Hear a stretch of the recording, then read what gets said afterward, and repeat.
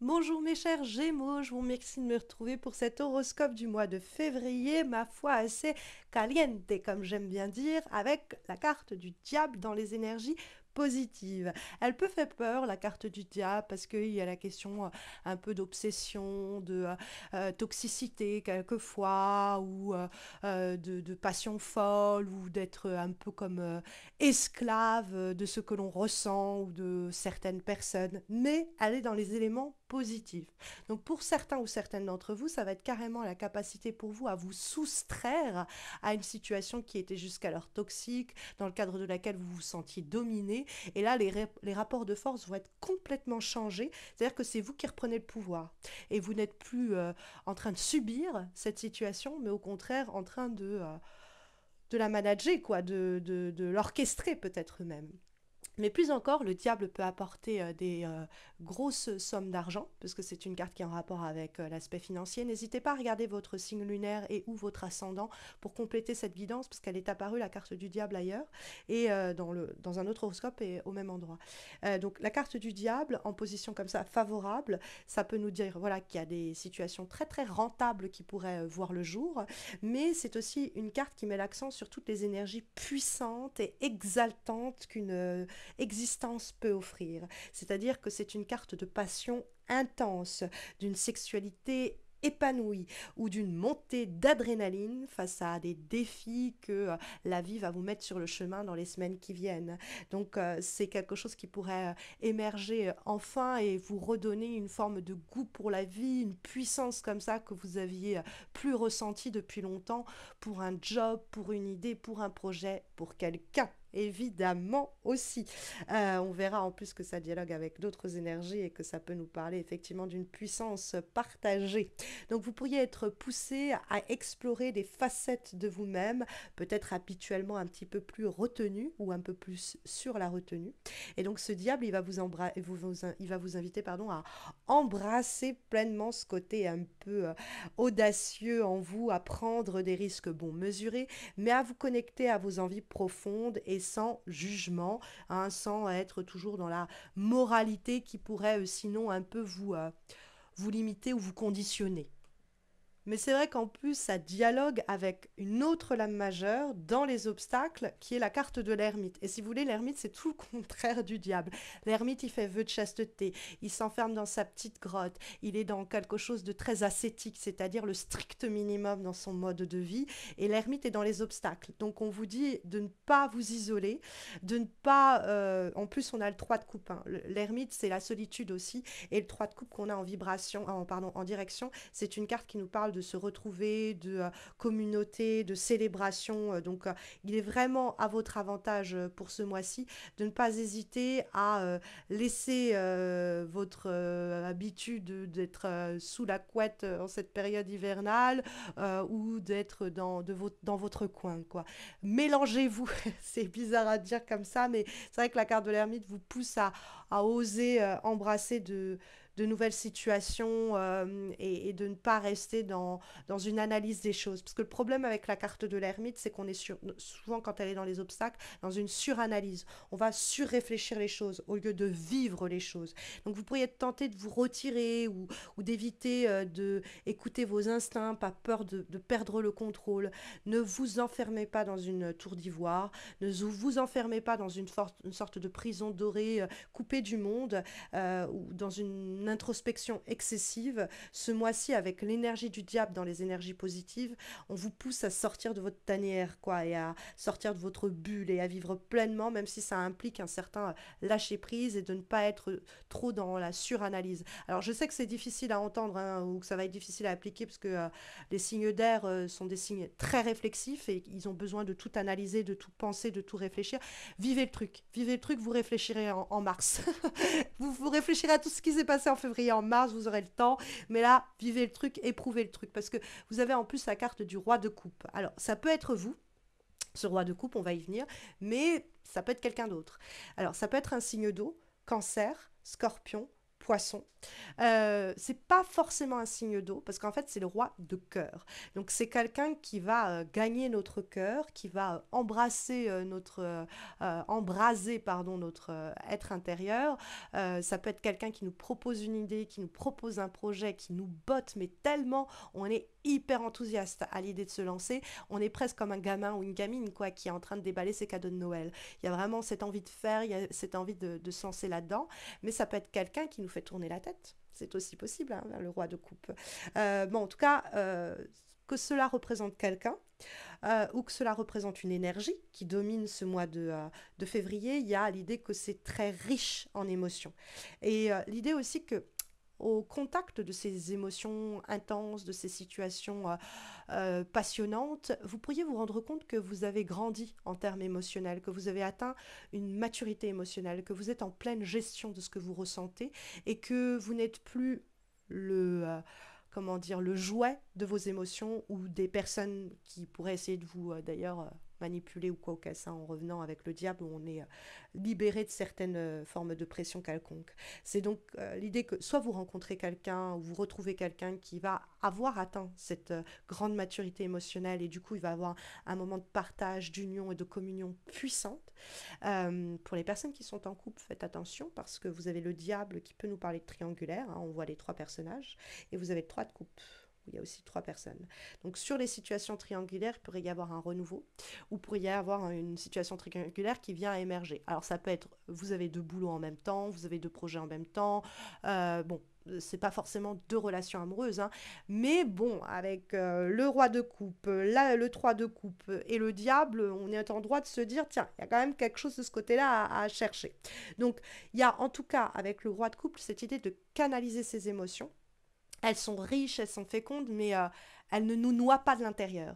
Donc même si on est hyper en train de sautiller intérieurement, en disant ah, c'est trop bien, j'ai décroché le boulot, ou ah, c'est trop fort et puissant ce que je ressens avec cette personne, on arrive à pas être submergé. On arrive à contrôler tout cela. Et donc, ça peut être pour vous un mois important, où vous vous rendez compte de tous les progrès que vous avez faits, et vous dites, purée, je savais pas que j'en étais arrivé là, je me sens différent ou différente à gérer une situation qui, à une autre époque, m'aurait complètement submergée. Et là, ça va, je maîtrise. C'est puissant, c'est fort, c'est passionnant, ça me motive à mort. Et pourtant, je garde les pieds sur terre. Je ne réfléchis pas au point d'en être obsédée et je n'ai plus ces émotions qui me submergent. Associé au diable, on a cette idée d'une intensité émotionnelle, mais maîtrisée, canalisée. Ou alors vous trouvez quelqu'un qui arrive à canaliser tout cela ou vous aider à canaliser tout cela. Et puis en guise de direction, vous avez les très belles cartes du 3 de coupe. Alors pour les gens qui attendent des réconciliations ou des retrouvailles, pouf, le 3 de coupe est terriblement encourageant à cet égard. Elle est placée, cette carte, sous le signe des connexions et du réseau aussi. Donc c'est le moment de tisser un réseau plus important, de créer des contacts et des connexions qui vont aider vos affaires, qui vont de façon très stratégique pousser le curseur de vos démarches vers l'objectif du succès et de la victoire. En tout cas, on a avec la carte du 3 de coupe des moments de joie partagés. Ça peut être l'idée qu'on prend énormément de plaisir à retrouver des gens qu'on n'avait pas vus depuis longtemps ou à trouver les siens. C'est-à-dire on rentre dans une entreprise et on se dit purée, je suis trop bien avec ces gens-là, en fait ça va être des potes, hein, je suis chez moi, quoi. Ou on a déjà mis en place un travail d'équipe ou une cohésion de groupe et ça porte terriblement ses fruits en ce mois de février. On voit les résultats fructueux qui découlent de cet aspect collectif. Parce que ça peut être un temps de célébration et de victoire collective. En tout cas, il y a une énergie festive, légère, qui permet d'équilibrer des moments de tension et qui, pareil, s'oppose à une période de trop grande introspection. En guise d'avant-dernier conseil, nous avons une lame issue de l'oracle Magic Soul et nous avons la carte La chance te sourit. Donc, bon... Franchement, la cerise sur le gâteau, quoi, que de voir cette carte-là, la chance te sourit. Donc la chance vous sourit, je ne vais pas me permettre de vous tutoyer. Et donc ici, c'est l'idée un peu comme, vous savez, la carte bleue dans l'oracle de Béline, pour ceux et celles qui sont familiers avec cet oracle. C'est une carte très, très, très positive qui atténue les énergies négatives dans votre tirage, qui est vraiment là pour vous dire que la chance est de votre côté. Alors peut-être que vous avez cherché, vous allez provoquer cette chance, peut-être que c'est vraiment un cadeau tombé des cieux, c'est-à-dire que la chance vous accompagne parce que vous lui avez souri en premier et qu'elle vous répond aujourd'hui. Peut-être que la chance a été touchée par votre cœur briser votre cœur blessé. Peut-être que cette chance, elle croise simplement votre chemin par une synchronisation un peu divine.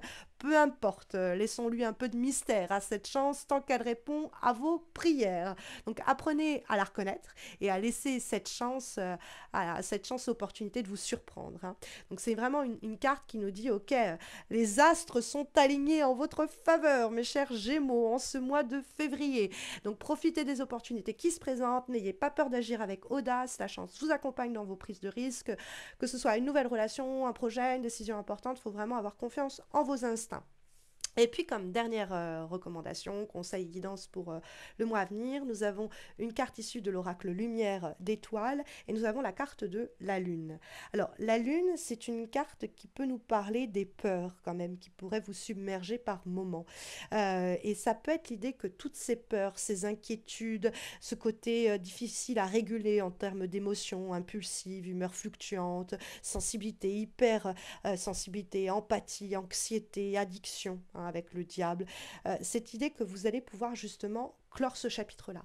Ce méli-mélo émotionnel qui peut être très comment dire, paralysant par moment, ce mois de février vous permet de vous en libérer.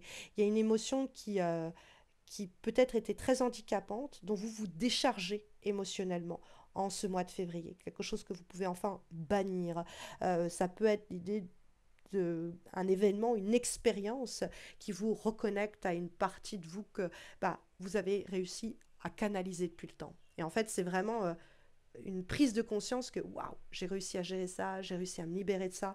J'en avais pas conscience pleinement, mais en faisant l'expérience de cette situation qui met en lumière mes peurs, mes inquiétudes et mon anxiété, je vois que je peux gérer tout ça. Je peux avoir à la fois cette intensité émotionnelle, cette exploration passionnée de mes désirs, sans pour autant m'isoler ou me perdre dans une quête de contrôle, dans une quête réflexive, introspective, de trop réfléchir. On a ce roi de coupe qui nous montre, oui, j'ai atteint cette maturité émotionnelle qui va me mener à une issue positive de célébration, de connexion. Hein, et en plus, la chance est de mon côté et je vais être à la fois pleine de confiance et en même temps pleine d'émotions puissantes qui ne vont pas me submerger. Ça peut poser question sur le domaine amoureux, hein, c'est évident. Alors, si vous avez des questions, sachez que j'ai réalisé une guidance annuelle sentimentale pour chaque signe du zodiaque. Donc vous allez avoir la playlist de ces guidances qui va apparaître dans quelques secondes à la fin de cet horoscope.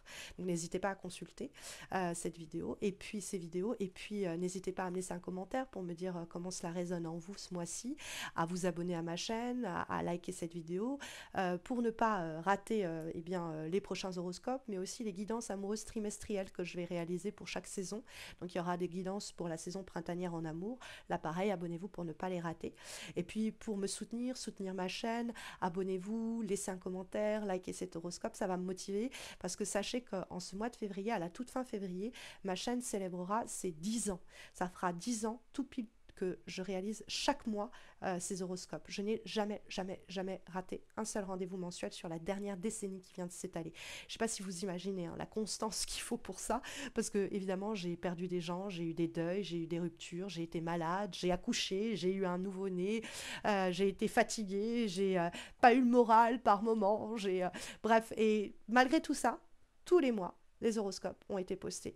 Moi-même, des fois, j'hallucine, hein, parce que c'est très dur d'avoir une constance pareille, et j'espère, en tout cas je me le souhaite, que ce sera pareil pour la décennie à venir, donc n'hésitez pas à me motiver pour cela, et puis je pense organiser un petit concours, un événement pour célébrer ces 10 ans à la fin février, donc ne ratez rien et abonnez-vous. Je vous souhaite à tous et à toutes, mes chers Gémeaux, de très belles semaines à venir, ça a l'air d'être le cas en tout cas, et je vous dis à bientôt, en tout cas je l'espère, prenez bien soin de vous.